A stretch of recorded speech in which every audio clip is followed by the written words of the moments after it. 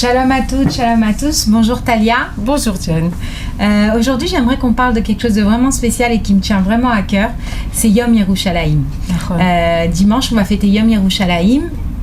Pourquoi on fête Yom Yerushalayim, Talia? En fait, donc la Yom Yerushalayim, c'est à la date de Kafret Be'iyar. Qu'est-ce qui s'est passé Kafret Be'iyar? Mais tu sais quoi, je vais te raconter ce qui s'est passé. Une fois, j'avais une femme qui s'occupait d'une de mes enfants.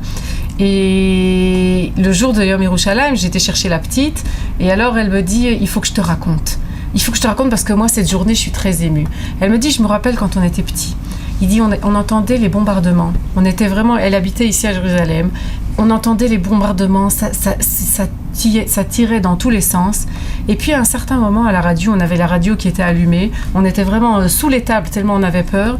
Et puis à un certain moment, on entend Motagour, qui était le Ramatkal à ce moment-là, qui crie Har Habayit Beyadeinu, Har Habayit Beyadeinu. Le Har Habayit, l'endroit où le Beth Mikdash donc va être construit, est dans nos mains. J'ai même des frissons en le disant maintenant. En fait, les parachutistes ont réussi à libérer Jérusalem ce jour-là, qui était à ce moment-là sous les Jordaniens. Il n'y avait pas moyen d'aller prier au Kotel pendant toutes ces années-là. Et après une bataille très très difficile où il y a eu beaucoup de pertes de nos Chayalim, les parachutistes qui sont arrivés d'un certain endroit de Jérusalem qui s'appelle Givat Moshe, ils sont rentrés dans la vieille ville et ils ont réussi à libérer le Kotel. Ils ont mis un drapeau d'Israël au Kotel, ils ont sonné le chauffard et tous les gens qui ont vécu ce moment extraordinaire, le Rav Goren qui est à ce moment-là le Rav d'Israël, est arrivé directement au Kotel, il a sonné le chauffard. Tous ceux qui ont vécu ça, ils ont dit qu'ils étaient sûrs que dans les minutes qui suivaient, c'était le Mashiach qui allait arriver au Kotel. Ça, c'est Yom Yerushalayim. Et aujourd'hui, on le transmet de quelle manière et on le retranscrit comment?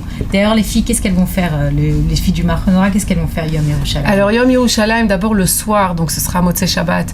Il y a des grandes filotes de fêtes dans la yeshiva de Merkaz Harav, même au Machon Meir aussi, il y a une grande yeshiva, il y a une grande tfila vraiment chagigit, une tfila de fête où on chante, où on danse. Et puis après, le lendemain, il y a le fameux Rikoud Galim. Rikoud en hébreu, c'est une danse. Galim, c'est les drapeaux. Et en fait, c'est toutes les écoles, tous les jeunes qui se réunissent à Jérusalem, ceux qui participent à ça, avec des énormes drapeaux d'Israël. Et ils vont défiler comme ça, en dansant, en chantant dans les rues de Jérusalem, et ils arrivent comme ça au Kotel, et là ça chante, ça danse, et en fait tout simplement ça remercie Dieu pour cette énorme chance qu'on a d'avoir le Kotel, cet endroit qui est tellement tellement particulier et auquel on peut prier grâce à ça. Alors tu me demandes qu'est-ce que les filles elles vont faire? Les filles elles vont avoir un chiour à Ir David, donc près du Kotel.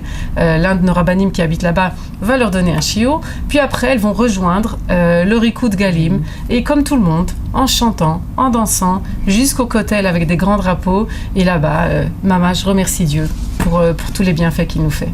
Waouh, c'est magnifique tout ça. Alors, on vous invite tous à nous rejoindre dimanche pour la danse des drapeaux pour Yom Yerushalayim. Merci beaucoup et on vous souhaite une excellente semaine. Shabbat Shalom à tous.